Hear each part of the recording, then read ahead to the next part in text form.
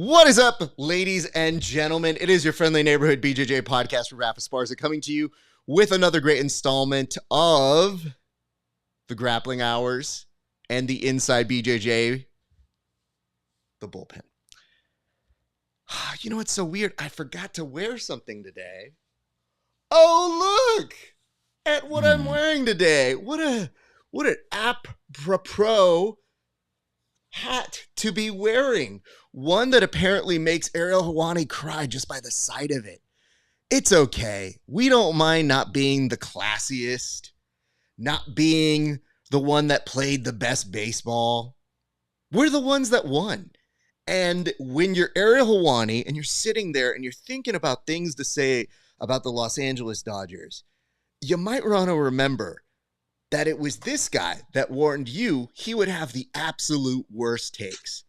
And yet, he was challenged by one Jason Kelsey, who this week said, "Oh, I'll see your stupidity and raise you 15 Aljos." And in that metric, you're looking at it and thinking to yourselves, all this just because you didn't win baseball. Anyways, we're having a great time over here.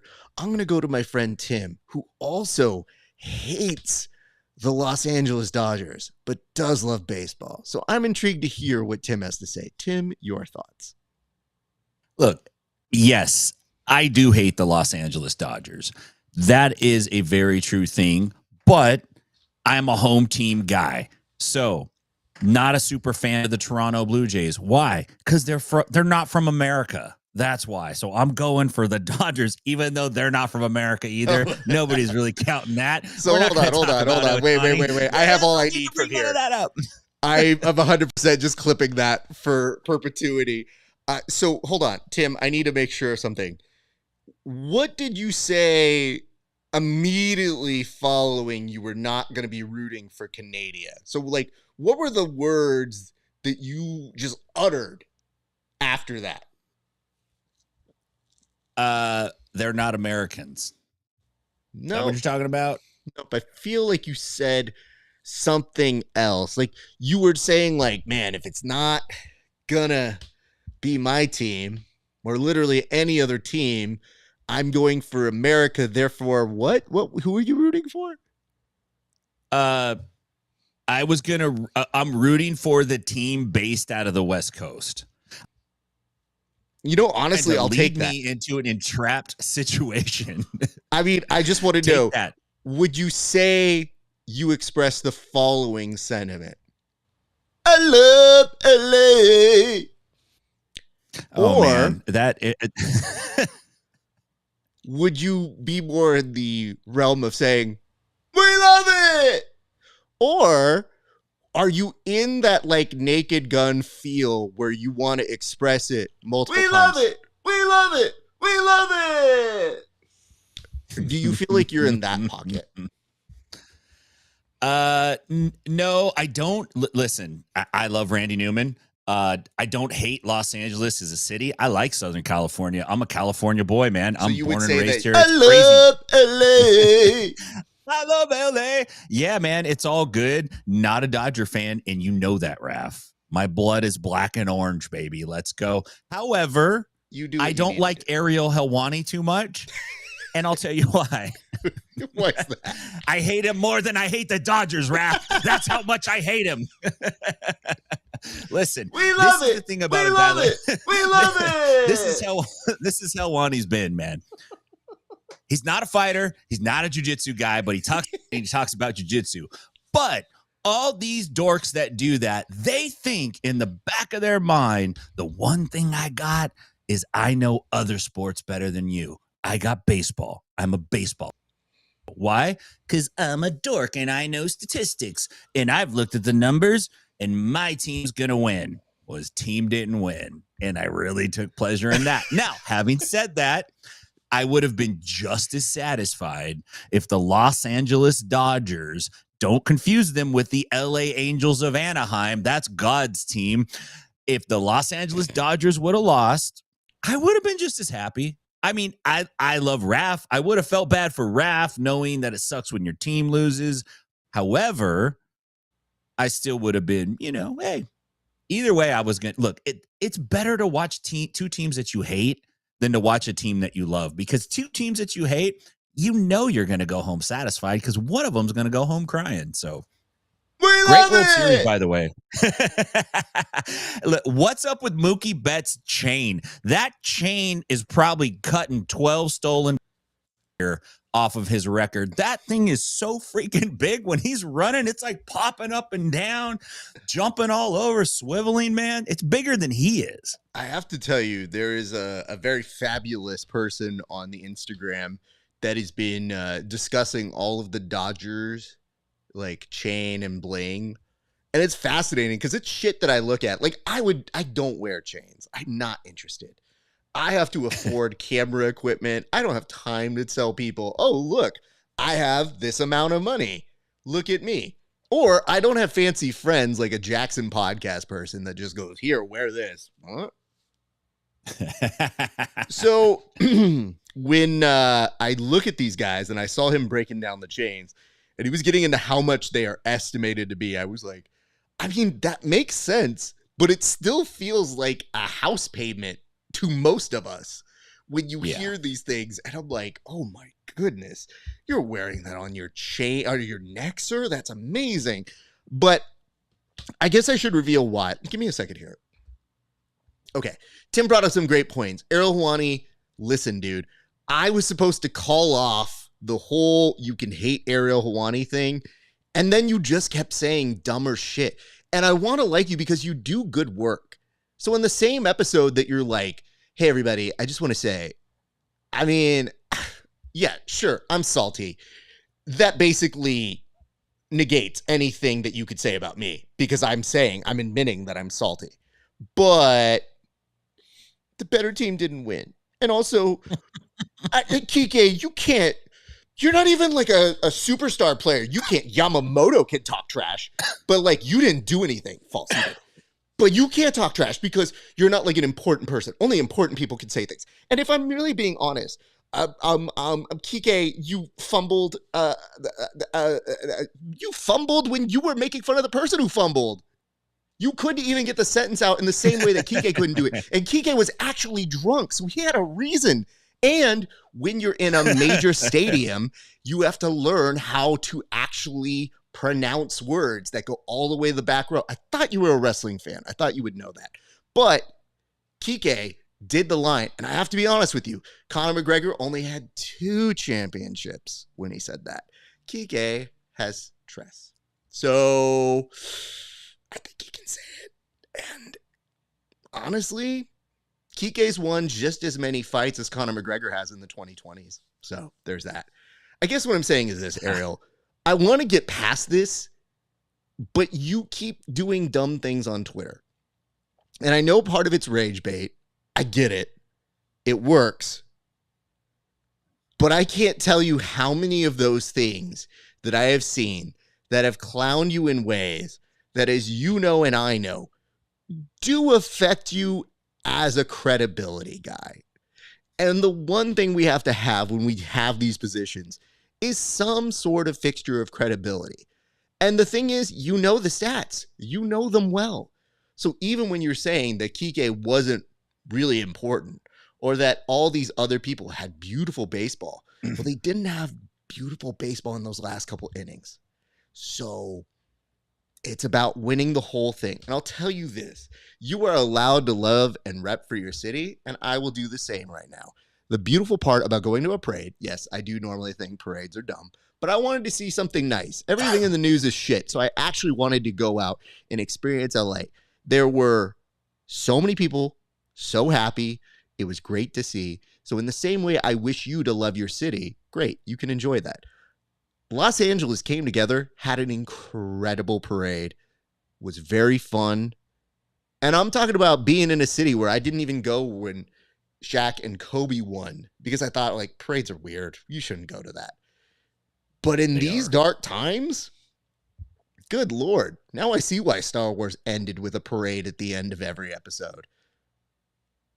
After you go That's right. with all the freaking dark elements in the world and you kill some Sith folks who are ruining your lives, yeah, you probably want a yub yub or nub yub, whatever it was. It's been deleted, so it's really hard to remember exactly how they yelled that one.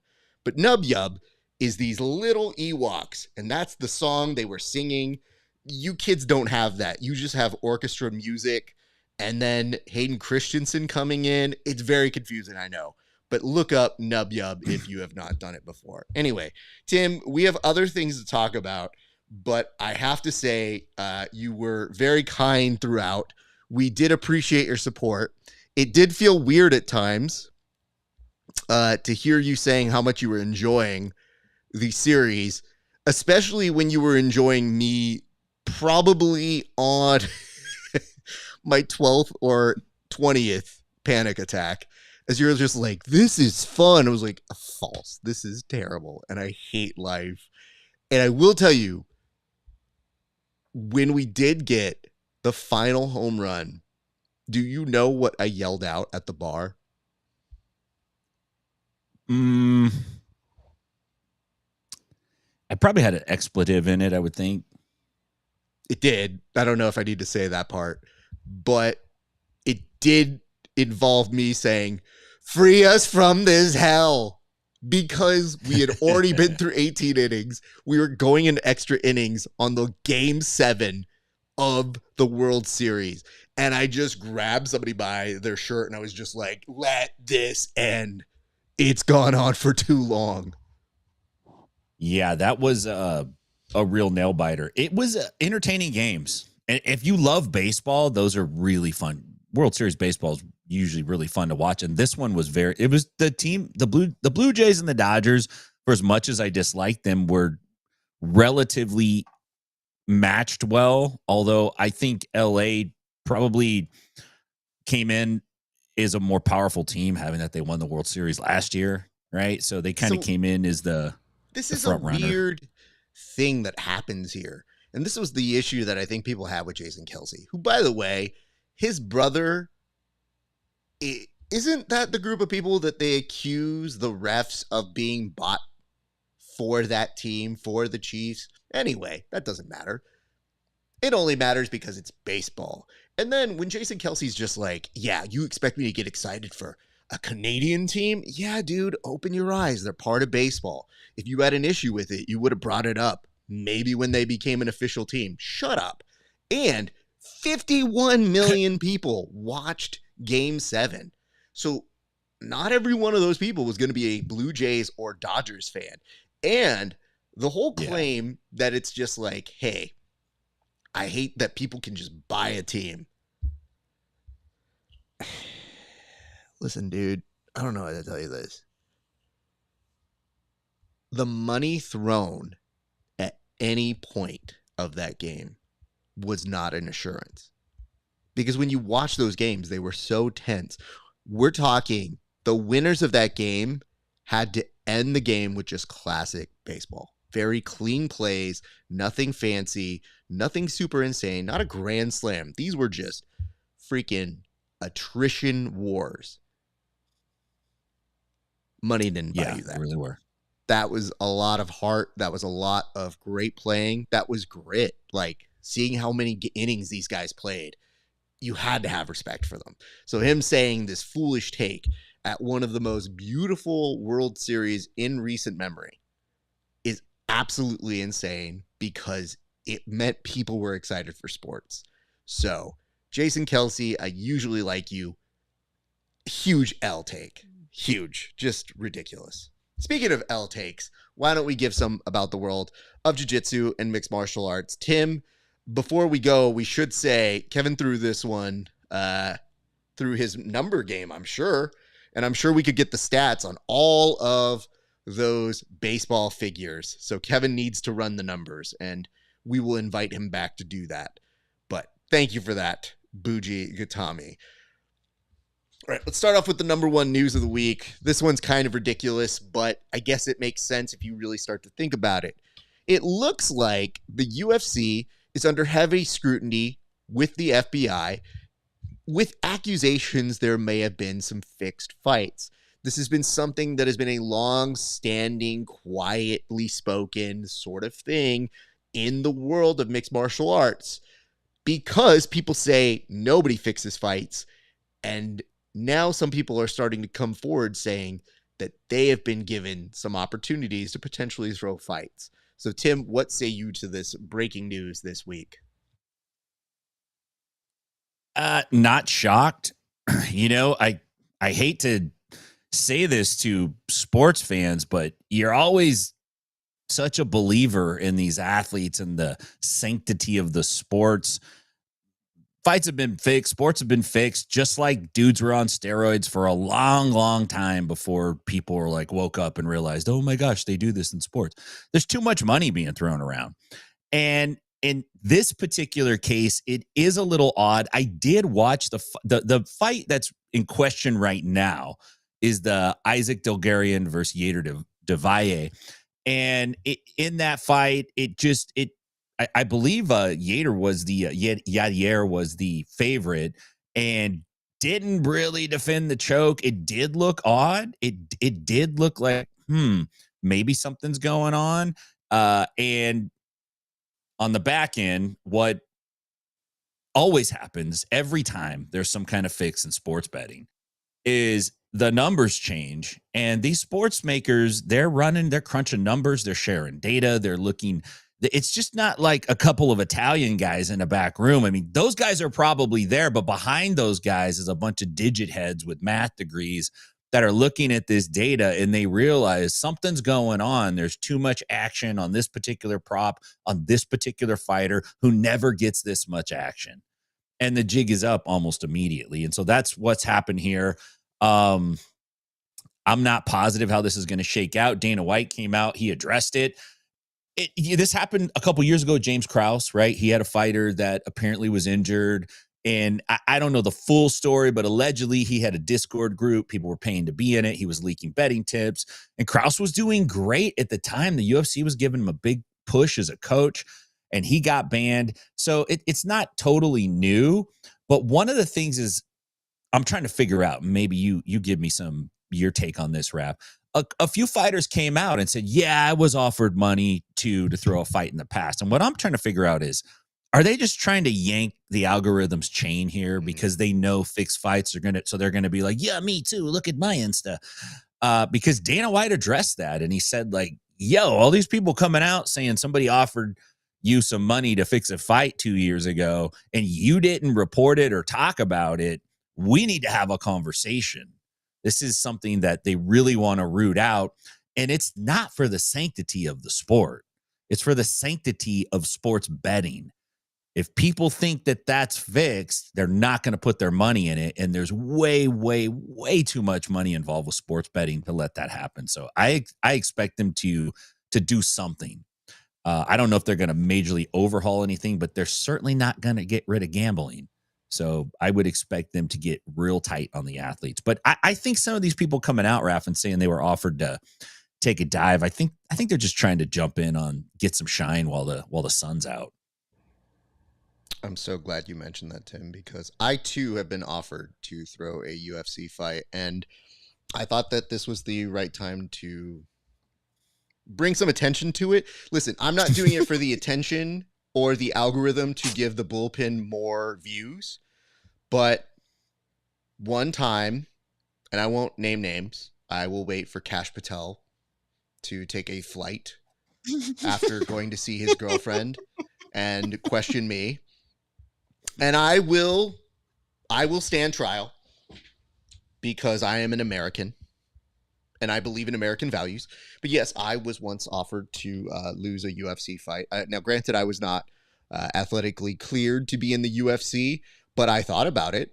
And then they said, like, hey, it wouldn't hurt if you took an L. And I said, yeah, but you got to pay for that if I were to do it, which I didn't, because I have integrity. And I think that really gets us to the core of the matter here, Tim. If you have integrity, you will not take any sort of bribe, because I'll tell you this, I've lost a lot and I've done so without being paid. So think of, actually, wait, I think that's more reason I should actually. I should get paid for my Yeah. You just convinced yourself. Hold on, I'm going to call my tax guy. Beep, boop, bop. Hey, tax guy. Yeah, can I write off losses in the UFC? What's that? I can? Cash Patel approved it? Oh, this administration does crazy shit. Okay. Yeah, I'll sign up. I'll lose one now. I guess what I want to say is this, Tim. Maybe they're making it up, but if they aren't, there was a lot of heat around Jason Krause. And there were people who were wondering, why is it that organization? And it might be an easy target, but there's a lot that we don't know. One thing that we do know, though, is that Dana is in tight with this organization. So don't be surprised if it gets swept underneath, but that those people who came forward and said that they might have been involved or given an opportunity to throw it, maybe those people might have some harsh sort of things thrown at them in the near future as retaliation, because we do that now, apparently, in this world. But I want to think of this one last thing that I want to bring up to everybody here. Is it possible, and I'm not shaming anybody, I'm not trying to say they didn't actually have it. We don't know shit. But just follow me out here. Do you think there is some miscommunication that could have happened where they may have misconstrued maybe the amount of money they might have been paid, or misconstrued an opportunity to be paid to lose? Because I feel in some of the dealings I've seen with fighters, sometimes they don't know their exact purse. And part of that is they just don't do their research, or they don't really do that sort of stuff. Or two, they hire terrible managers or agents who, for any number of reasons, be it they have ties to that organization and they're double dipping, or that they're kind of shady to their agent or their representation, and they're not quite being forthcoming to their clients. So I wonder if that's any remote possibility that some of those things may be misconstrued. But if they have proof, my God, Tim, I think for the sanctity of betting, they will throw people under the bus so fast. Yeah, Dana will be driving the bus. Well, hold honking on. it. Honk, honk. You mean alleged huge owes amount of money Dana White, who once had to relocate to Vegas because he was ran out from a crime family in Boston? That Dana White? Go on. Never could happen. I just like the idea that Dana is the one leading this charge, has to go on TMZ. Right. It's like, what do you mean you guys are fixing fights? Nobody here fix fights except for me. And I gotta tell you guys, if somebody else came up to you and asked you to fix a fight and it did come from me, that's not an official thing. So just know that. Only person I'm fixing fights for, John Jones. All Conor McGregor right now. And maybe Sugar Sean, depending on how much he's been training. We're not quite sure. But that Henry Cejudo, don't care. That kid can lose fights. I don't really care about that guy. So I think we have covered that one appropriately. And I have to say, you know what we truly think about integrity here? We love it! Let's move on to our next topic, which is that of the Dillon Danis rule. All right, maybe some of you don't know what's going on. Misfits MMA is an organization that Dillon Danis fights for. Yes, I know you heard that part right. Dillon Danis is actually and currently fighting. So he has fought for this organization. He is their champion. What? I know. A lot of facts you're getting all at once. But Misfits MMA kind of hears what you say about ground fighting. Kind of lame. They use a different word, usually. So they're thinking there should be a limit to the amount of time you spend on the ground. Tim, what can you tell us about this new rule that they're trying to enforce? And do you think it has any feasibility? I think it's basically kickboxing then at that point. Like, you know, with some grappling, but trips, throws, takedowns. Look, is as much of a gigantic Dillon Danis fan as I am, I got to say this in his credit. He won the fight in 15 seconds. Like, how long was he on the damn ground that you got to create a rule to stop this? I think what they really want is a lever they can pull on anytime they don't like what's going on. I think this was like the light heavyweight title. Look, Misfits MMA, newsflash, Warren Spencer and Dylan Danis aren't, not a lot of people even knew that fight was happening. And that's no shade on anybody. I'm just saying it wasn't the UFC. This wasn't Aspinall versus Cyril Gahn. Okay. So this was just, okay, it's your light heavyweight fight. Great. It ended in 15 seconds. Sorry.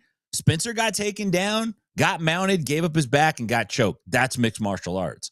Now, if you want to call it misfit kickboxing, misfit backyard roughhousing, misfit kind of Muay Thai, like, go for it. But if you have a rule that says you're only going to be able to be on the ground for less than 15 seconds, because that's how long it took him to win.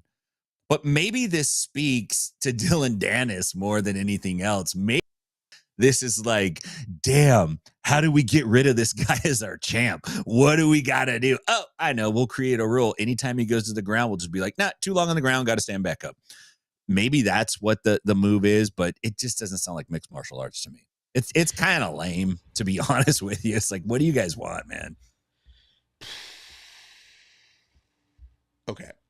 I feel like we put it here as the Danis rule, but don't you get the sense, like, put odds and wager.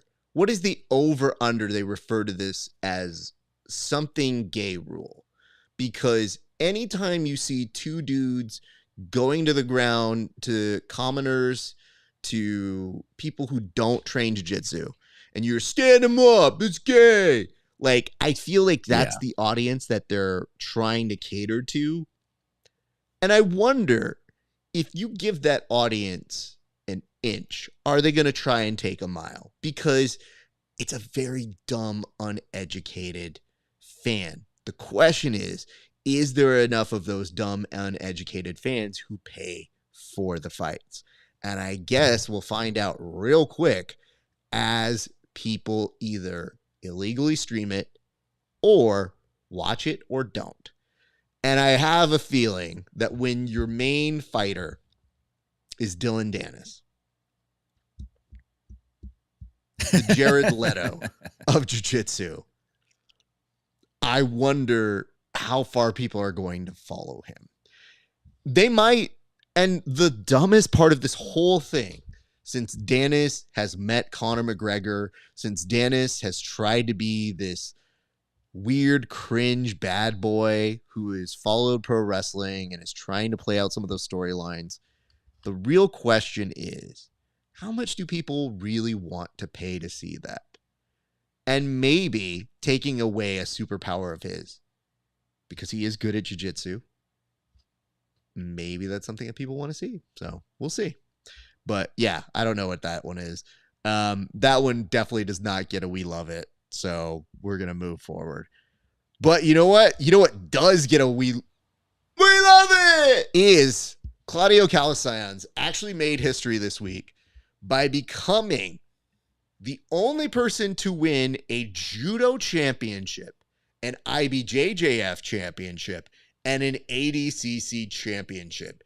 Tim, can you please put into context for some of these people who want the Misfits stand-up rule to exist as to why this is one of the most unexpected yet incredible accomplishments in all of mixed martial arts?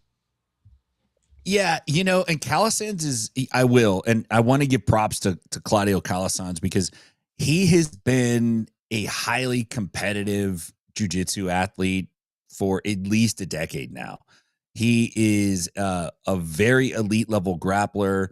He was very dominant in the gi for quite a while. Super good. That's a very, look, whether you like the gi or not, it's hard to win worlds in the gi. It is not easy. The margins are thin. You don't see too many guys go in there and just wreck it for years and years and years. And when you do see that, you end up saying they're the greatest of all time, right? There's a handful of those guys, and everybody else is like trading spaces every other year. On top of that, it's pretty rare to see somebody win the world championship IBJJF and then also win at ADCC. Not that it can't be done, but it's tricky. You don't see it as often. Now, add on to that the fact that Claudio recently went and won the Judo World Championships. I don't know what the numbers are. I'm assuming there's a handful of guys that have done judo and maybe IBJJF or judo and ADCC, but I don't know, man. Like I'm pressed to find an example on that. That's a major accomplishment. You're not just crossing two formats of no-gi grappling. You're also kind of crossing into a whole nother format with judo. And yes, there's similarities, but judo can be quite different. Very impressive, man. That's an awesome hat trick. If that was me, I would retire. I would retire on that. I would sell private lessons to executives who sit in an office all day, and I would chill, dude. I'd be like, I did this. What did you do? That'd be my game for the rest of my life. Give interviews. But like, what else endorse do you products? Do you come up to like Naga and you're like, you know what? I never won one of these. I need to get one of those. You just start. So sorry, bud. Do you enter the masters divisions and you're like, you know what? I'm going to lap the competition. I'm going to get one in the adult category and one for every masters. Like, when do you stop? Because I just wonder if that kind of thing is addictive.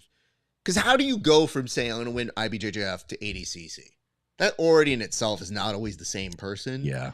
But in the common context of now saying, like, damn, there's a world where you can make money doing IBJJF and ADCC. People can kind of see that a little bit more. Before, you just try to win IBJJF for the honor of it and ADCC to get a little bit of scratch. Now, that's chump change. That's not even a Rotolo bonus on either of those organizations. So when you're thinking about it, and you're thinking about where you want to go, for Claudio to do that in judo, it sounds so insane to me. It's such a journey, and we have nothing but to say congratulations, huge fans, what an accomplishment. So, you know, you might say that Claudio is kind of like a certain team, that he went up against the odds and people just said, like, man, what is this guy all about? He just keeps winning, and man, I hate when people keep winning. That sucks. But, I mean, the thing about it is, Tim, we love it. Listen, get it all in, man. Get it all in. Can I tell you something? This is an honest thing, since we have a break in the little format here. When I was a kid, if it wasn't for the Naked Gun, I don't know where I would fall on Randy Newman's I Love LA. I Love LA is this very standard thing that we've all kind of understand. It's an ironic song. It's not meant to be what it is, but it became this rally cry because they would play it after every Dodger game. So here you have this almost ironic song that we were like, shoot, let's just play it every game. Why not? That now fully embraced. I've gone the full journey of being like, dude, that's such a stupid song. Yeah, you can play it at the end. And you know why? Partially because I think when I hear them playing New York State of Mind over at New York, I go, that song's dumb. But New York loves it because they're just like, hey, let's hear it for New York. Yay. And I go, oh, you know what? Fuck it. Yeah, we love it. Let's just embrace it. And I feel like that's the best thing you do as an LA person. You literally hear what people have to say and you go, sure, whatever you think we are, done. We're going to go enjoy some championships and sunshine. Have a good one, guys. So that has been my journey of it. But yeah, I initially did not love I Love LA, but then it's hard to dispute. I saw the recent new Naked Gun. I really wanted to love it more. It's fine. It's fine. It's passable. And I wonder if that's how people felt when we were children and that spoke to us. But the baseball scene in the Naked Gun is perfection. Literally from start to finish. When Frank Drebin is an umpire that doesn't know how to call things and is just fighting with people in the montage scene and checking on different people, it's magic. And I keep thinking, like, did I like that because I was like 7? Or was I right? And the answer is I'm always right. So let's move on. Torture. Well, what one is this about again? Oh, yeah, this one sucks. Okay. Crow Cop came out and he basically said it is easier to get a medical degree than it is to get a black belt. Well, wouldn't you know it, Tom DeBlas couldn't hear something about vaguely jiu-jitsu and MMA without having an opinion on it and chimed in and said, well, actually, I don't know. It's kind of hard to do that. So I don't know if that's the case. Tim, why is this happening? Why are we discussing this? And why do we feel the need to juxtapose getting a doctorate to a black belt? I think I'm going to side with Tom DeBlas on this. I think it's harder to get a doctorate than it is to get a black belt in jiu-jitsu. Honestly, there's a lot of dudes that get black belts in jiu-jitsu that don't have the brain capacity to finish junior college. So let alone get to a doctorate. However, having said all that, it doesn't surprise me that a fighter who, look, Crow Cop's awesome. You can see him doing the splits. Great picture, by the way. That is perfect. That's Mirko Crow Cop. He's gonna kick you as hard as he can. Of course, he's gonna say it's hard to get a black belt in jiu-jitsu. He's not a grappler. It is hard to get a black belt if you don't get on the ground and train. It's hard as hell. It's like a big mystery. You can't figure it out. Now, so I get why he says that. On the flip side, my man Tom DeBlas, when DeBlas is saying this, for some reason he's got many personas in my brain, and I have different images of him based on his Instagram. When he's saying things, I close my eyes and I picture that version of DeBlas. The version of DeBlas that I picture this time is day one, post-op turkey hair transplant Tom DeBlas, where it looks like he's in that movie Minority Report when they have like those sentient things in the tub. He's just like that guy, and he's like kind of there, and he's like, well, I disagree. Listen, I think DeBlas's latest track is that he is not posting anything controversial, but he's posting about controversial things. And lately he's been doing like the naysayer devil's advocate thing, being like super cool, like level-headed. People, let people say what they want. Let people do what they want. Which he kind of like, he gives an opinion, then he gives an admonition. He gives you like, it's like when your preacher gets up on Sunday and he tells you about something, and then he admonishes you because you better get your life right. It was kind of like a little bit of that, Tom DeBlas. And I don't know, man. He must have a lot of time on his hands. He must be incredibly wealthy with lots of time, because this dude is murdering social media. He's all over it. If I can get a Tom DeBlas bot for Inside BJJ, I would for sure do it. Maybe we should look into that. Okay. Listen, dude. I did follow-up postgraduate studies. I was in that world. Nobody was trying to punch me in that world. Nobody was trying to tell me that you can't pull guard in that world. They're just different. Why do we keep comparing things that just don't fall into the same box? Yeah. I know we're trying to create analogies to give people a sense of the degree of difficulty, but why aren't both difficult? The way that Tom responded on this, and I'll put full screen on this, the way that Tom responded to this, the reason why I didn't love the argument was he was basically saying, like, I mean, I think getting a doctorate in education is harder because at least you can always show up for MMA, jiu-jitsu, all that sort of stuff. And the weird part of that is like, yes, some places will do that.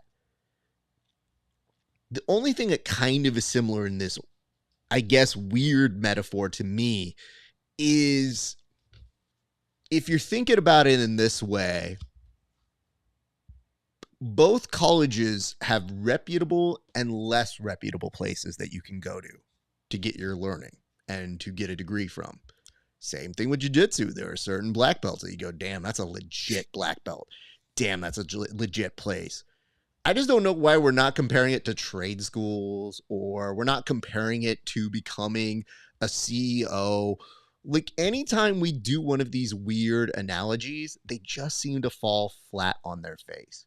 Because all you're doing is playing to your core audience of, yeah, degrees are easy. You just show up and you write things, or AI writes things for you, and then they give you a piece of paper. They're just different. That's all they are. And really all you want is your base to be like, yeah, we're special. That's really what we keep catering to is, yeah, we're better than them. Take that.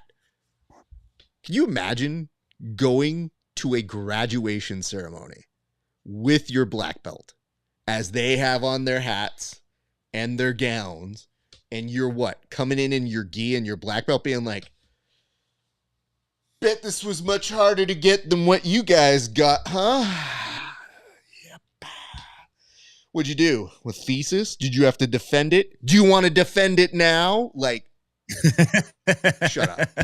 This is absolute nonsense. That's a great idea, actually. You got to fight for valedictorian. I just stupidly stumbled upon the next show I sell. All right, here's the pitch. This guy named Crocop, look him up. He said that it is harder to get a black belt than it is to get a degree in medicine. I tell you this. How about we put it to the test? Joe Rogan hosts it, or his cheaper Mexican equivalent, me. And here's what happens. We put people in a space. We give them 8 years. And then we see who wins. We film every single week. We put it on like Big Brother. We have special guest stars like, I don't know, Jennifer Lawrence, if she's got a movie to press. Put her there and then just keep selling it. And you build up the drama until finally, can you defend your thesis? Series finale. 8 years. I would like $3 billion. Thank you, Paramount Skydance. You're smack on about the jiu-jitsu crowd has been trying to compare their belts to education forever. Oh, if you got a blue belt, it means you're this. If you got a purple belt, it means you're that. You get a black belt, that's like having a PhD. No, it's not. It's like going to Western Career College and learning how to drive an 18-wheeler in 12 weeks. It's not the same thing, man. Like, I'll tell you, it's like a weird chip on the shoulder of the jiu-jitsu world, man. I'll tell you where I think it started. I think it started, and I could be wrong. This may be just a tale as old as time, but I feel like it started when I saw that Renzo, there's more philosophy on these mats than there is in any classroom in the world. Kind of quotation. I'm loosely quoting it here. When I saw that, and I realized that people just wanted something to cheer about, that's like, yay, jiu-jitsu, boo, school. And I go, what happens if you're in both? And what if you're a philosophy major? And what if you're Danaher? Danaher is just sitting there being like, excuse me. Very interesting that you brought that up. I will now write a full Instagram post espousing the ideas behind doing both. Thanks, Danner. Super appreciate that. Gary, fetch my typewriter. That'd be great. That would be great. Gary is reduced to a ball boy now at this point. Yeah, I don't know. When I saw that quote from Renzo, and I see it make the rounds every once in a while, I just go, do we really need to feel that good about ourselves? Can't we just go beat up people and just be cool with that? Instead, it's got to be some weird pronouncement that's like, oh yeah, take that, baking school. You ain't doing shit. What? Oh, you made sourdough? Cool. I got a blue belt. Bitch. So that's like a Michelin star, right? Yeah, like it's goofy, dude. Well, this brings us to a point where earlier we said our integrity could not be bought. Well, guess what? Maybe it can be. Earlier this week, it was also announced that somebody, a wrestler, was looking to get his blue belt so quickly, but his instructor said, I'll give you a blue belt but it's going to cost you $800. Think about it. What do you make about this story? And follow-up question, just between us here. What's your going rate? I mean, a man's got to eat. At the end of the day, a man's got to eat. You got to pay the bills. I'm never going to fault a man for paying the bills. Having said that, if you're going to sell the belt, $800, what do you, this is dollar store belt, man. What are you doing? A blue belt should be roughly $3,200, somewhere around there. Cause you gotta calculate out all that tuition money that it would have taken them to get there. And then you give them 40% off. Why? Cause it's underhanded, right? Like, we're not paying the government. There's a different price for this. So maybe you ask 32, you bargain down to 24. Okay. If you go too low, he's going to come back and want that purple belt for $1,600. And a purple belt's worth way more in the market than $1,600. 5 G's starting point for a purple. You can't just, that's easily 5 years of training. That takes a minute. So this guy, what he did, I get what he's doing, but he's cheapening his own product. If you're going to sell the belt, it's got to be at a premium. And you guarantee that this dude that bought the belt is never going to rat on himself because he paid so much damn money for it. If you pay $800, you can go, I was a goof. I wanted to see if he would do it. That bitch did it. Ha, ha, ha. If you pay $3,200, you're taking that to the grave with you. You earned that belt. So my man's got it right a little bit, but he's got it wrong. So speaking of people who get it wrong, Egg just showed up.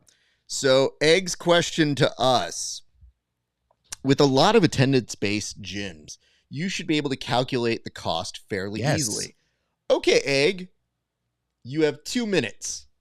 I am putting on a timer now.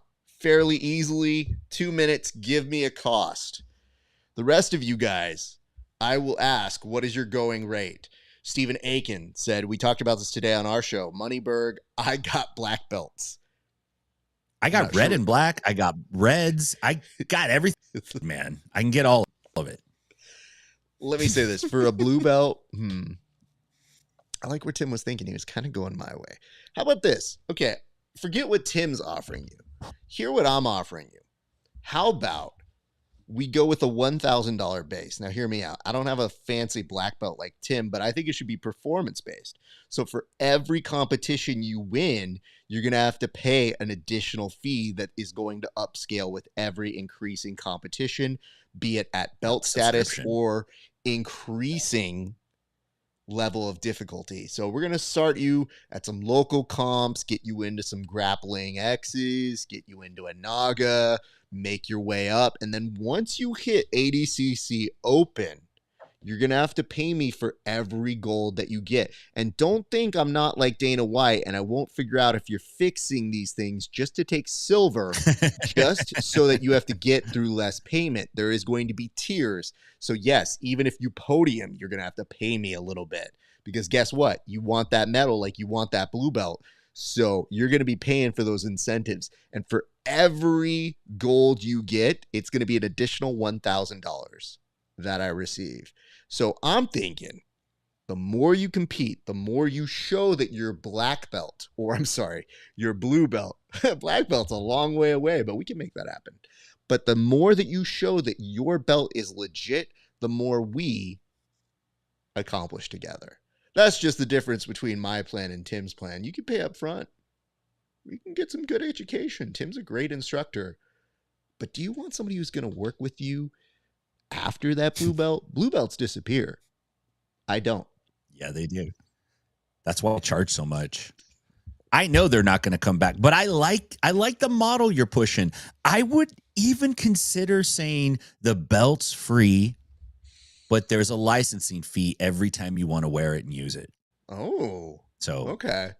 We're just gonna, you know what I'm saying? Ooh, I like that. Tim, you should 100% workshop that so that if you go to certain people like a Danaher or a Henzo, you have to pay more to wear that belt because you're licensing it to like some of the premium gyms.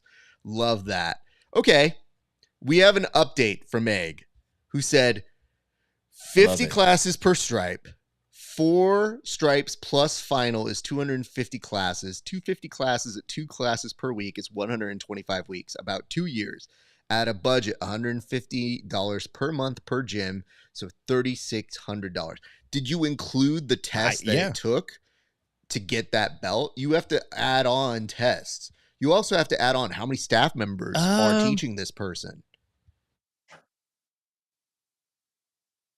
Yeah, right. I see what you're saying, but I'm not I don't do testing fees when I sell the belts direct. Listen, dude, they have money. In this scenario, they have the money. Take the money. It's a testing fee. They fail it like 6 times. Just keep failing. Does anyone ever fail a belt test? This is what do you remember the epic? I have heard, yes. Roy Harris would fail people. You remember Roy Harris? He was an epic OG jiu-jitsu guy. He had a hard ass belt test and he would fail your ass if you didn't pass it, dude. Listen, dude, I am a proponent of, you thought you were going to get this blue belt? Womp, womp. Back down the Candyland chute for you, sir. So I will. Oh, wait, hold on. I estimated a few less months because they probably hit 3 classes a week every once in a while. Yeah, I like what you did there. Easily hundreds of thousands for Stephen Aiken, what are you offering down there? He's getting greedy. He's greedy. You could tell by looking at Aiken that he's greedy. He's got that look on his face, like he's just take one look at his pocket handkerchief, and you know that dude is scheming for extra money. You know what it is? He likes comfort. He likes comfort. He's also got an Isaac in the back of his ear, being like, "I don't know, man. Ask him for like $100, dude.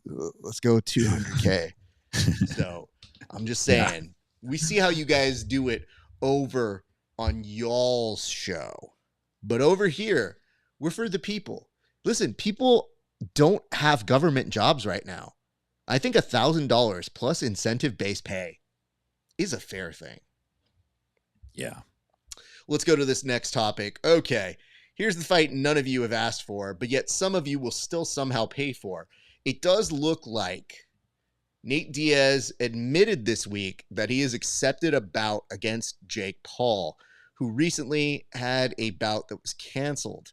So the question is this for real? Is this wolf tickets? And why do we have to do this again? Tim, we go to our resident 909 expert. 909. I don't know where that is. That sounds like somewhere in Riverside or something. Sorry, you're right. 209 and 909 are very similar to me. You don't know this, but very 209, similar. 209. I met a felon out here in Tennessee this week. I'm just going to share this story. And he's a Tennessee felon, and he was representing like he's super hard. And he showed me his driver's license, and it said Modesto, California. And I'm like, oh, you're from Modesto? Modesto's 209. It's right down the street from Stockton. I know Modesto very well. So what's up, man? What are you doing now? Oh, the state of Tennessee determined that I was a menace to society, so they paroled me. I couldn't come back to Tennessee until after parole, so I live with my grandma. And I'm like, okay, you're a menace to society. So I don't give a fuck, dude. I'm like, what did you do? What did you do, menace? Like, because this guy kind of looked like a Jonah Hill that really lost his way. Like, didn't get into jiu-jitsu and surfing a few years ago. Like, got into crack, let's say. Anyway, he told me what he did. It was it was nuisance, not menace. You're a nuisance to society. So they're like, you can't come back to Tennessee, son. That's my 209 story. But listen, I always have a special place in my heart for the 209 fighters because it's a rough town. There's not a lot going on. It is dangerous. It's not fun. You know, so these guys, they develop this weird chip on their shoulder, but a lot of times they're good way deep down inside. They got something good about them. Having said that, I don't think it's necessary right now to see Diaz versus Paul 2. I know this is a reaction to the fallout of Jake Paul losing his previous opponent. his name just slipped my mind. Devin, it was the boxer, got into some trouble over some domestic abuse charges, I believe, or assault charges. So they dropped him. They pull Nate Diaz in. Nate Diaz just posts, fight accepted, you're going to die. That's like that's his message. And I kind of thought about it, and I think I'm going to take one from your playbook, Raf. I wasn't offered to throw a fight, but I have accepted a fight against John Jones. I've accepted it. He's not aware of it yet, but I've accepted it. And after having that fixed fight conversation, I'm actually letting y'all know I'm in the market. If anyone wants to approach me, I would be willing to fix my first fight, but I have accepted the fight. I don't know if this is actually going to happen or not. I'll probably watch it, but I'm not going to pay for it. It'll be kind of one of those things. I don't like Jake Paul beating dudes up that I really don't think he should be beating up. It's very frustrating to watch, even though most of these guys are handpicked and there's probably some kind of exhibition contract in the background we are unaware of. But, you know, good for Nate. He's going to make some money. That's probably what it's really about. He's going to make some bread, and he probably needs to make some bread. So good on him. I'd much rather see Diaz versus McGregor 3. That's the fight I'd like to see. I think that would be a fun fight to watch. Now they're both kind of like at a point where that'd be a nice fight to watch. So yeah, I don't want to say, when I accepted this fight, I was like, I don't know, Tim, I don't need money, but like, you know, sometimes when you got a kid now, it's like, shit, diapers in this economy. So it's like, all right, fine, I'm gonna beat this dumb bitch up, and then I'm gonna go do my thing. But like, fuck, dog, like, that dude, he didn't even fucking beat me. I had him in a guillotine. Everybody knows. Like, misfit rules, I won. So that's what we gotta do. I think hearing Nate talk about diapers and this economy might be the funniest thing I've heard you say, dude. Diapers and this economy, as if he's tracking the economy on a weekly basis. Bro, when you're not fighting as much, you got time to read the paper, and now I like read it, like the Stockton bitch slap. I read it cover to cover, and I'm like, oh shit, are we in a recession, babe? Oh man, I get to read the arts and crafts section. I do the crossword every single day.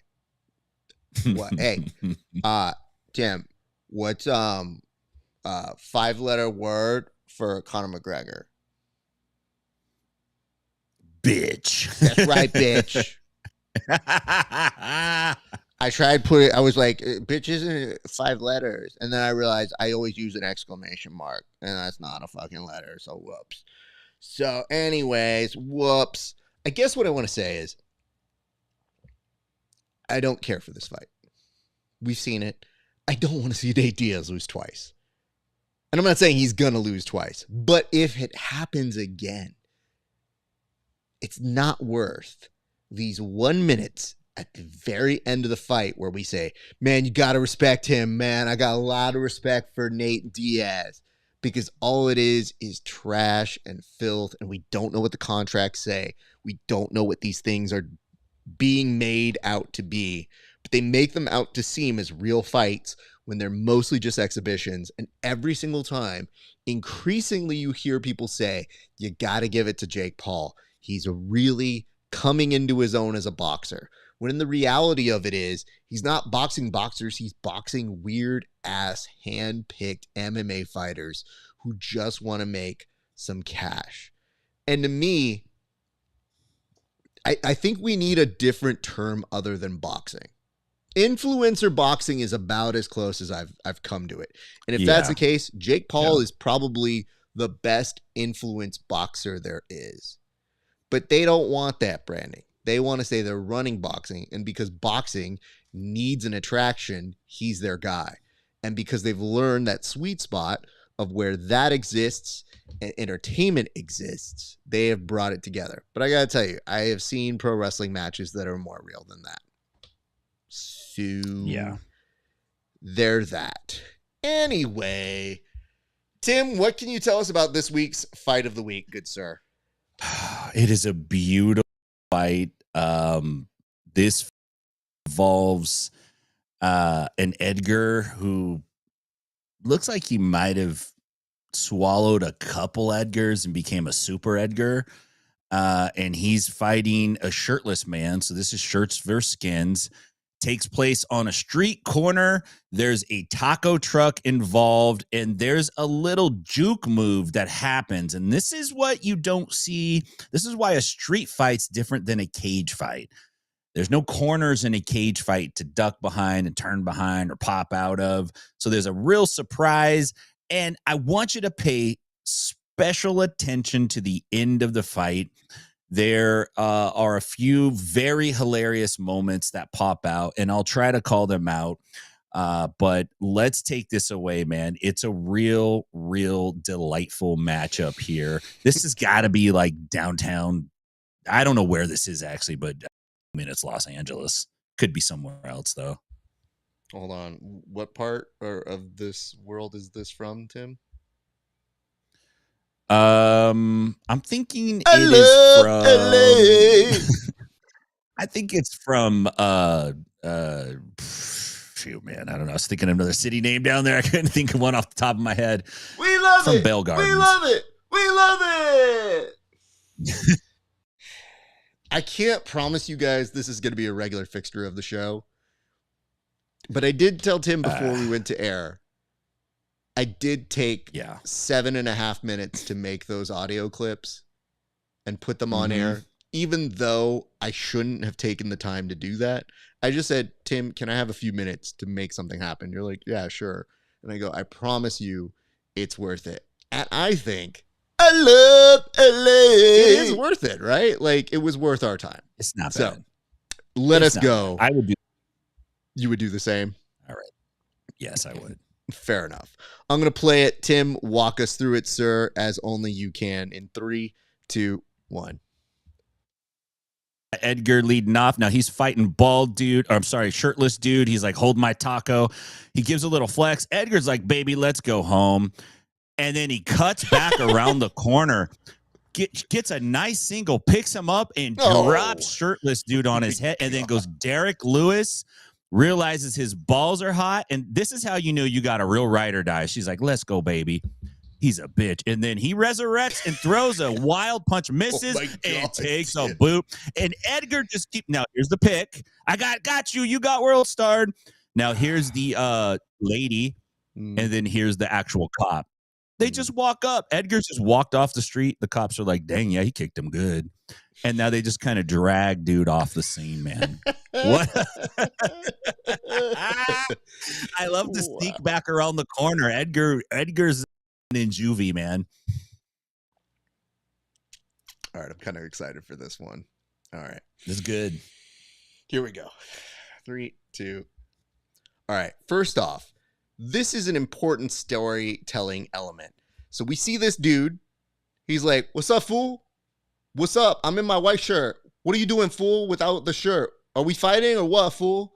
And the other dude is like, yeah, I'm going to take a minute from getting my asada tacos right now and come fight you.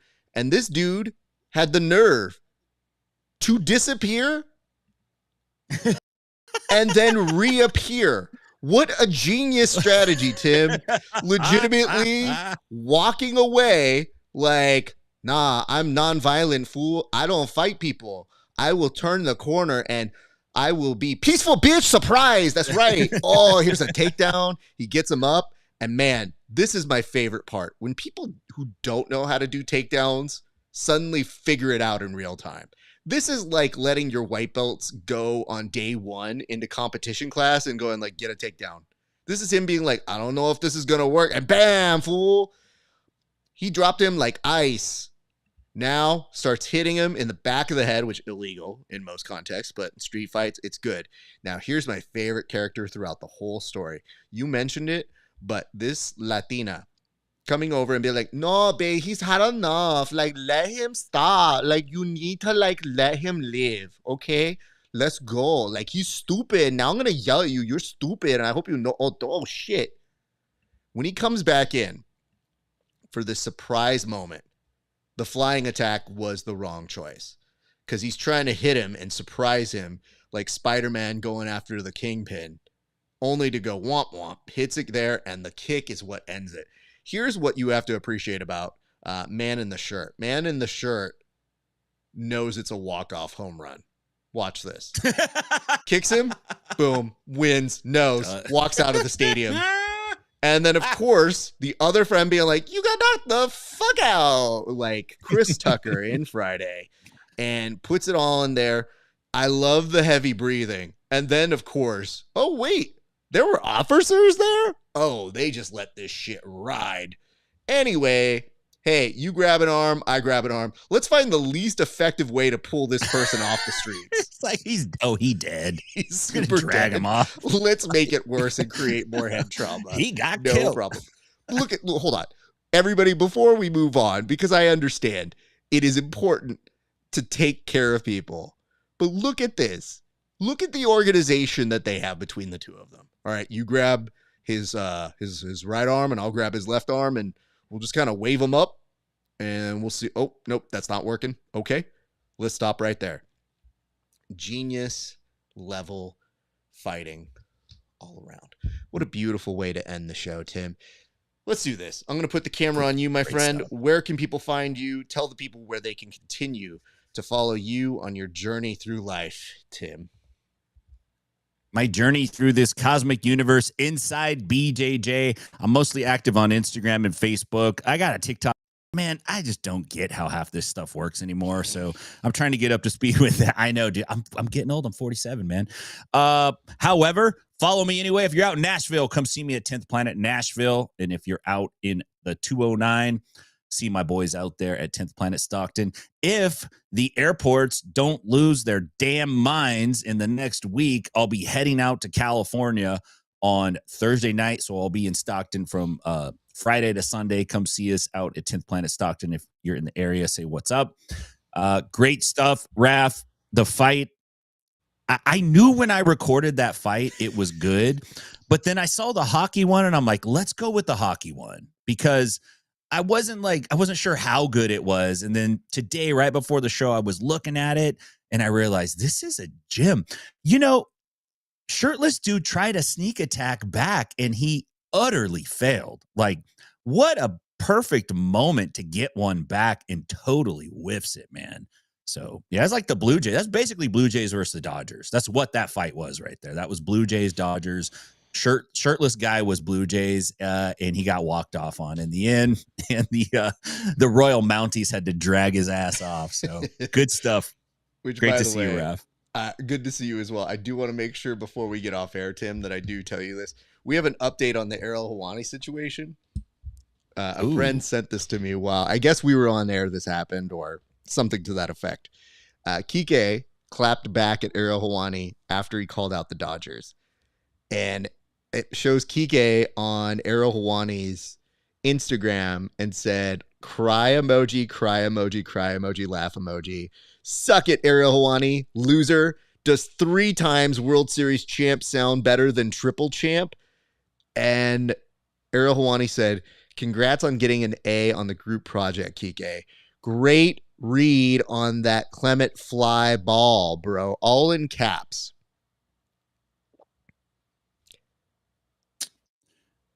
Ariel's gonna Ariel, man. Okay. And then Kike said, got me good there, L. Listen, dude.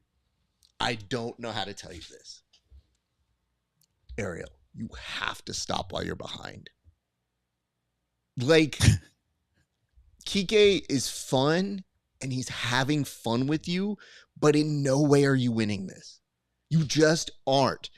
Kike is beloved and can make things go viral by just telling people he likes their nipples. Like, that's a dude who's just getting over from silly ass shit and has a good sense of humor. And Ariel's just being like, yeah, well, you know what? I cover fighting. Which may make it seem like I can fight, but I cannot. So Kike, here's how Ariel will understand it. Kike is Craig Jones. Ariel is Mo Jassim. So there you go. Don't even give Mo that. I don't even know that I want to put those two in those same category because I can't, like, here's the thing. I was so prepared to be like, Ariel Helwani, good series. It was fun. Stop hating him. And instead, he went on the dumb cycle. And I said, there's nothing I can do. And it's not like I'm releasing our hundreds of thousands of people. We don't have as many followers as Ariel. I just feel a bound duty to say, like, hey, bud, we all do talk stuff. Maybe don't lose your credibility as a talk guy because you're saying dumb shit. Anyway, Tim, thank you very much for your time. I appreciate you, sir. Thanks, brother. Have a great one, Raph. You as well. All right, guys. Thank you so much for watching this installment of the Bullpen. I hope you guys are having a good day. It has been a great day for broadcasting and for grappling. So here's some reminders. Check us out at the Bullpen. Check us out at Inside BJJ if you want to see Tim stuff. Me at Grappling Hour. We got a lot of stuff coming tomorrow. I'm going to be making an appearance at the Ian Butler Silverback Wrestling high school tournament. Very excited. Going to be doing some interviews out there. Super stoked to be a part of that organization. And you'll see me do some live interviews. Very excited for that. You can also catch me pretty much every day putting up posts, doing stuff. But we've got some new interviews that are about to hit YouTube within the next week.